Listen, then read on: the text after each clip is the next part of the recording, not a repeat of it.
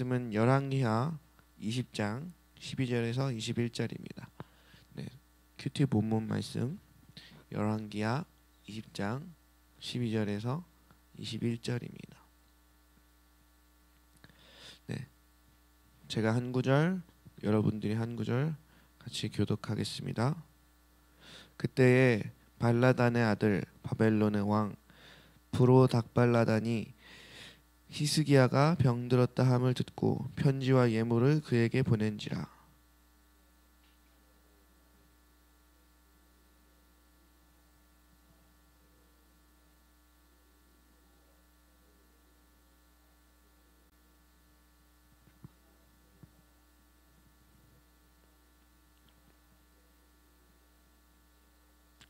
선지자 이사야가 히스기야 왕에게 나와 그에게 이르되 이 사람들이 무슨 말을 하였으며 어디서부터 왕에게 왔나이까? 히스기야가 이르되 먼 지방 바벨론에서 왔나이다 하니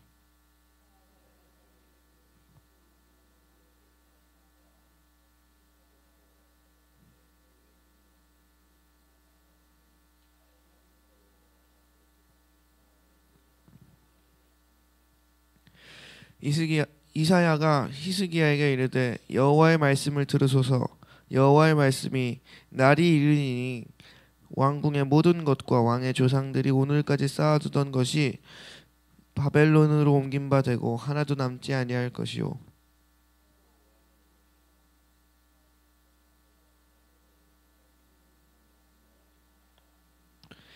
히스기야가 이사야에게 이르되 당신이 전한 바 여호와의 말씀이 선하니이다 하고 또 이르되 만일 내가 사는 날에 태평과 진실이 있을진데 어찌 선하지 아니하리요 하니라.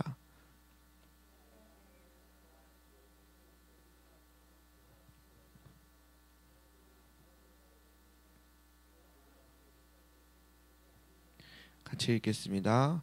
히스기야가 그의 조상들과 함께 자고 그의 아들 므낫세가 대신하여 왕이 되니라.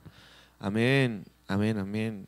네, 우리는 계속해서 히스기야 말씀을 보고 있습니다. 네, 히스기야가 이 전 장면에서는 저희가 익히 알고 있는 본문이죠. 병이 들었는데 벽을 향하여 주님께 계속해서 나의 선함과 주님께 순종했던 것과 그런 것들을 기억하소서라고 기도를 하니까 주님이 15년 이제 연장해 주면서 이 내가 수명이 15년 연장이라고 해서 갑자기 몸이 막 건강해졌다는 느낌이 막 파파박 들었던 건 아닐 거고, 그래서 표징을 구하죠. 내가 어떤 것을 봐야 내 수명이 15년 늘었다는 것을 알 수 있겠습니까? 라고 했을 때 이사야 선지자가 이렇게 얘기합니다. 해의 그림자가 앞으로 10도 뒤로 10도 나아갈 방향 중에 정하십시오. 근데 이제 히스기야가 앞으로 나아가는 건 쉬우니까 뒤로 10도 물러가게 해주십시오 라고 했습니다. 그래서 실제로 뒤로 10도가 물러가요. 그 일들을 경험하고 난 다음이 오늘의 본문 말씀입니다. 그때에 12절에 그때에 라고 나오는데 그게 뭡니까? 히스기야가 병들었다 함을 듣고, 그러니까 아직 사람들이 히스기야가 나은 줄 아직 모르고 있는 상태에서 주변국들이 히스기야가 병들었다 함을 듣고 편지와 예물을 그에게 보내죠. 여러분, 그리고 그 병들기 전에 또 하나의 사건이 있는데요. 그 사건이 뭐냐면 아시리아를 원래 아시리아한테 이렇게 둘러싸여 있다가 하루아침에 주님께서 18만 5천을 싹 다 죽여주셔서 아수르가 완전 망하게 돼요. 그것 때문에. 그 뒤로 신흥 바벨론 제국이 일어나고 있을 그때였습니다. 여러분, 오늘 그 주님이 아수르도 멸망시켜 주시고 또 병도 낫게 해주셨는데 오늘 12절에 이 그 바벨론에 있는 사람들에게 다 보여준 이 사건 때문에 다시 이스라엘 멸망이 선고됩니다. 네. 성경 말씀에 이런 말씀이 있습니다. 그런즉 선줄로 생각하는 자는 넘어질까 조심하라. 베드로전서에는 이런 말씀이 있습니다. 근신하라, 깨어라. 너희 대적마귀가 우는 사자와 같이 두루 다니며 삼킬 자를 찾나니. 네, 히스기야는 굉장한 경험들을 많이 했어요. 그래서 정말로 나라의 절체절명인 순간에 하나님을 의지해서 그런 것들을 뛰어넘어 왔습니다. 그게 아수르도 18만 5천 명이 하루아침에 죽은 것도 그렇고 내 생명, 사람이 무엇인데 해가 그림자가 뒤로 물러가게 할 수 있을까? 엄청난 경험들을 했는데 그 경험을 하고 나니 마음이 풀려서 방심하게 된 것 같습니다. 그래서 바벨론 왕이 나에게 그 서로 그렇게까지 친하게 지내던 왕 그 관계는 아니거든요. 그냥 외교적으로 서로 그냥 안부 정도 묻는 약간 그런 식이었지 막 엄청 그렇게 형제처럼 친하게 지내는 것도 아니었는데 그들이 왔을 때 그 사자들에게 다 보여주게 됩니다. 네, 우리도 그 뭐 엄청난 경험을 하거나 엄청난 일을 해내고 나면 약간 마음에 풀려서 방심할 때가 있죠. 우리는 아주 사소한 것 때문에 되게 대단한 일을 엄청나게 큰 일은 또 잘 이렇게 막 해나가다가도 되게 자그마한 것들에는 그 틈을 내주고 무너지게 되는 경우도 많이 보게 됩니다. 이건 비단 그냥 예수를 믿는 사람들뿐만 아니라 뭐 그 역사적으로도 많은 업적을 취했던 많은 사람들도 엄청난 일을 해낸 것 같은데 그 뒤에 바로 방심하면서 마음이 풀려 방심한 그것 때문에 일을 망치는 경우를 우리는 역사적으로도 몇 번 볼 수가 있죠. 네. 여기서 그런 줄로 생각하는 자는 넘어질까 조심하라. 뭐 이런 말도 있고 우는 사자와 같이 뭐 두루다니며 삼킬 자를 찾는다라고 되어 있는데 마귀가 공격하는 타임이 있습니다. 우리가 그렇다고 해서 매번 막 경계를 세우는 건 좋으나 신경을 다 거기다 쏟을 수는 없어요. 이것도 마귀의 공격인가? 저것도 마귀의 공격인가? 라고 쏟을 수는 없는데 마귀가 공격하는 결정적인 타이밍들이 있습니다. 그게 바로 그 은혜를 받기 전에 공격을 많이 하고요. 은혜를 받고 난 바로 직후에 공격을 많이 합니다. 그래서 저 같은 경우는 어떤 집회를 가거나 어떤 수련회를 가거나 어떤 예배를 참석한다 그럴 때 뭔가 되게 가기 싫거나 혹은 되게 가기가 어렵거나 하면 무조건 갑니다. 내 마음에 이 예배는 되게 가기 싫은데 혹은 막 이렇게 상황상 막 엄청 가기 어려운 상황이 되면 전 무조건 갑니다. 왜냐면 그럼 은혜가 클 것이라고 믿기 때문이죠. 그리고 딱 은혜를 확 받고 나서 예배당을 떠나는 순간부터 조심하셔야 됩니다. 왜냐면 사단은 우리가 은혜 받는 걸 굉장히 제일 싫어하기 때문에 딱 그 순간을 노려서 캐치해 가는 경우가 많죠. 특별한 예로, 그냥 일반적인 예로 토요일이나 주일 아침에 싸움이 많은 이유는 바로 그것 때문이고요. 주일날 은혜 잘 받고 돌아가는 주차장에서 싸우게 되는 이유도 거기 있습니다. 그러니까 우리가 막 서로 막 혈기가 많아서 그렇게 싸운다기보다는 사단의 공격이 그런 식으로도 있다는 것이죠. 그래서 어떻게 보면 딱 그런 타이밍들만 조심해도 우리는 사단의 계계에 넘어지지 않을 수 있습니다. 근데 여기서 한 가지 우리가 함께 봐야 될 게 있습니다. 어떻게 보면 히스기야, 그러니까 이 말씀은 너희 기뻐할 그때 기뻐하지 말고 방심하지 말고 깨어 있어라 이 말이 아닙니다. 기뻐할 때는 기뻐해야죠. 주님이 주신 승리를 기뻐할 때는 기뻐해야 되는데 히스기야의 실수는 단순히 너무 기뻐서 방심한 이런 개념이 아닙니다. 히스기야는 뭐냐면 승리를 자축하며 기뻐하는 것 자체는 문제가 되지 않는데 그러다가 교만해져서 자기의 현재 위치를 잃어버린 거, 망각해버린 게 문제가 된 거예요. 여러분, 아수르가 멸망했어요. 그렇다고 이스라엘이 부강해졌나요? 그렇지 않아요. 해가 10도 물러갔어요.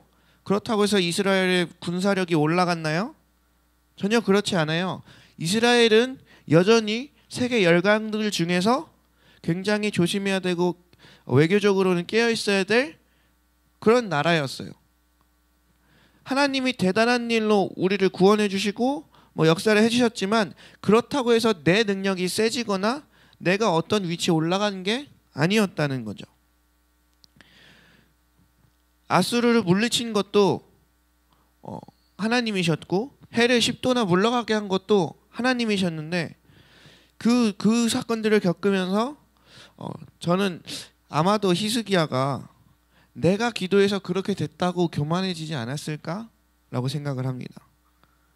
정말 인생에서 정말로 있을 수 없는 일이에요. 이 일은 하루아침에 18만 5천이 우리의 나라를 다 둘러싸서 진짜 먹을 물이 없어서 목숨 걸고 그 히스기야 터널을 파 내려가거든요. 정말로 물이 없어 죽을 뻔했던 그 순간에 정말로 하루아침에 18만 5천이 싹 다 죽습니다. 그리고 해가 10도가 넘어가고 난 15년이 연장받고, 이런 엄청난 사건들이 있는 건 사실이지만 그렇다고 해서 내 기도가 능력이 있다? 혹은 내가 능력이 있다라고 생각해서는 안 된다는 거죠. 우리가 여기서 봐야 될 것은 능력의 주체는 하나님이시라는 거예요. 주님이 우리에게 기도에 응답하시죠. 정말로 좋으신 선하신 하나님이시죠. 그러나 그렇다고 해서 내가 능력이 있는 건 아니죠. 주님이 우리에게 능력을 주십니다. 그래도 주님이 우리에게 능력을 주신 거지 그 능력의 주체가 나는 아니라는 겁니다. 근데 오늘 이 히스기야는 그런 엄청난 사건들을 겪어오면서 본인이 기도하면 다 해결된다 라고 하는 내가 그만큼 능력이 있다, 소위 말하는 기도빨이 좀 있다 라고 생각하는 게 아닐까, 이런 식으로 이렇게 생각이 됩니다. 그렇지 않고서는 창고에 모든 것을 보여줄 그게 설명이 되지 않는다고 저는 생각합니다. 그래서 기뻐하는 것 자체, 하나님께서 주신 일에 대해서 기뻐하고 감사하는 것 자체는 문제가 되지 않지만 그것 때문에 내 마음이 교만해져서 내게 능력이 있는 것처럼 여기기 시작하면 그것은 넘어지기에 딱 좋은 그런 순간이 된다는 거죠. 우리도 신앙생활을 많이 해오면서 이런저런 하나님의 인도하심을 겪게 됩니다. 하나님이 우리 기뻐하시고 우리 사랑하시기 때문에 하나님이 우리 삶 가운데 어떻게 표현하기 힘든 일들이 막 벌어지죠. 주님이 하실 수밖에 없는 그 일들. 근데 그러다가 보면 어떻게 보면 내가 뭔가 해낸 것 같은, 혹은 내가 뭔가 능력이 있는 것 같은 것에 착각을 할 때도 있습니다. 여러분 이때 조심하셔야 됩니다. 이때가 바로 넘어지기 딱 좋은 순간입니다. 언제나 우리는 겸손하게 주님 앞에 엎드려야 하고요. 언제나 능력의 주체는 그 하나님이시니 그 하나님을 의지하며 나아가야 됩니다. 그래서 이사야가 이제 16절부터 여호와의 말씀을 들으소서 하면서 이제 왕궁의 모든 것과 해서 바벨론에게 이제 멸망당할 거다라고 말합니다. 근데 19절을 같이 한번 읽겠습니다. 19절 시작. 히스기야가 이사야에게 이르되 당신이 전한 바 여호와의 말씀이 선하니이다 하고, 또 이르되 만일 내가 사는 날 동안에 태평과 진실이 있을진데 어찌 선하지 아니하리요 하니라. 네. 딱 그렇게 선포가 있을 때 저는 히스기야의 발언이 너무 멋있다고 생각을 했습니다.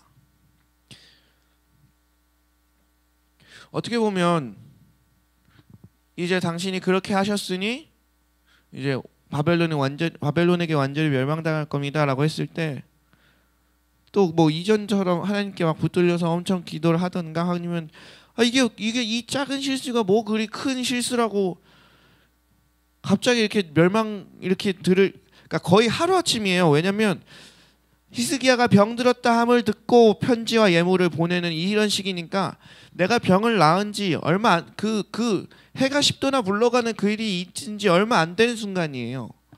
근데 바로 이렇게 멸망의 선포가 되는데 이제 히스기야 하는 말은 여호와의 말씀이 선하니이다 라고 말합니다.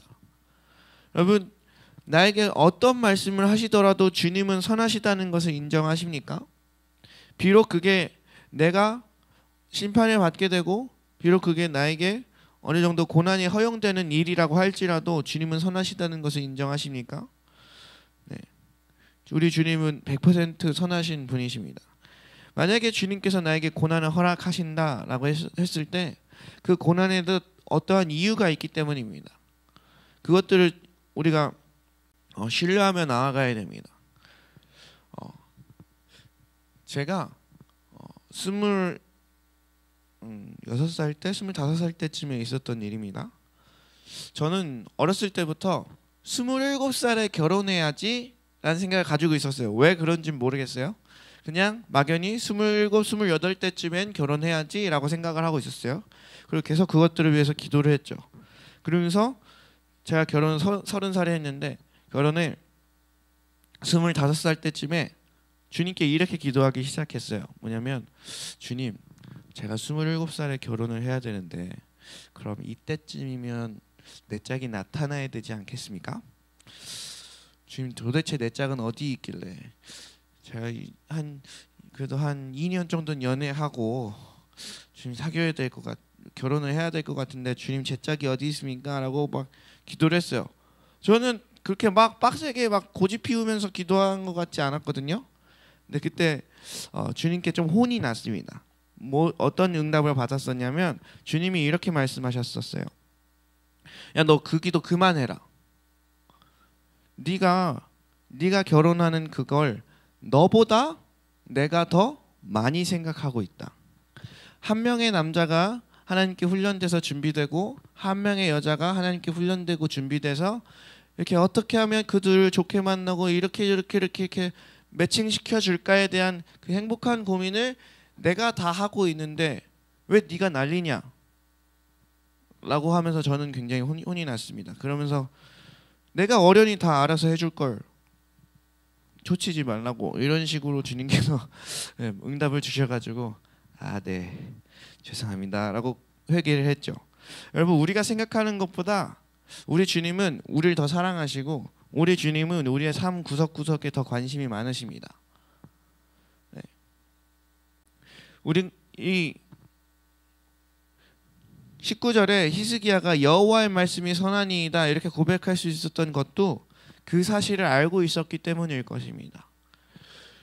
정말로 주님이 어떤 것을 선포하시든 어떤 것을 우리에게 말씀하시든 하물며 우리의 죄를 지적하실 그때라도 주님의 말씀은 선합니다. 그리고 그 말씀에 반응하는 게, 그 말씀을 믿음으로 반응하는 게 바로 우리가 사는 길인 줄 믿습니다. 결코 하나님의 말씀, 그 모든 말씀은 우리를 죽이기 위해서 하신 말씀이 단 한마디도 없어요. 악인이라고 할지라도 심판을 선포할 그때에 회개하며 돌이키기 원하시는 분이 하나님이십니다. 에스겔서 33장에도 파수꾼 얘기가 나오면서 이렇게 얘기합니다. 에스겔이 파수꾼인데 그 파수꾼이 악인에게 내가 너 그렇게 살면 죽어 라는 말을 말하라고 했을 때 악인이 혹 그 말을 듣고 돌이키면 너도 살고 그 악인도 살겠거니와 내가 그 말을 전하라고 했는데 네가 전하지 않아서 그 악인이 죽으면 그 피를 너에게서 잣겠다 이렇게 나오거든요. 악인이라 할지라도 주님이 너 그렇게 살면 죽을 거야 라고 할 그때라도 주님은 우리에게 회개하기 원하시기 때문에 그렇게 하신 겁니다. 그래서 우리도 이러한 고백을 할 수 있는 사람들이 됐으면 좋겠습니다. 어떠한 말씀을 우리에게 하시든 어떠한 것을 우리에게 요구하시든 100% 오르신 그 하나님, 여호와의 말씀이 선하니이다. 저는 이 말씀을 또 보면서도 얼마나 주님과의 교제와 주님과의 그 사귐에서 그러한 경험들이 많았길래 이런 고백이 나올 수 있었을까라는 그런 부러움도 좀 들더라고요.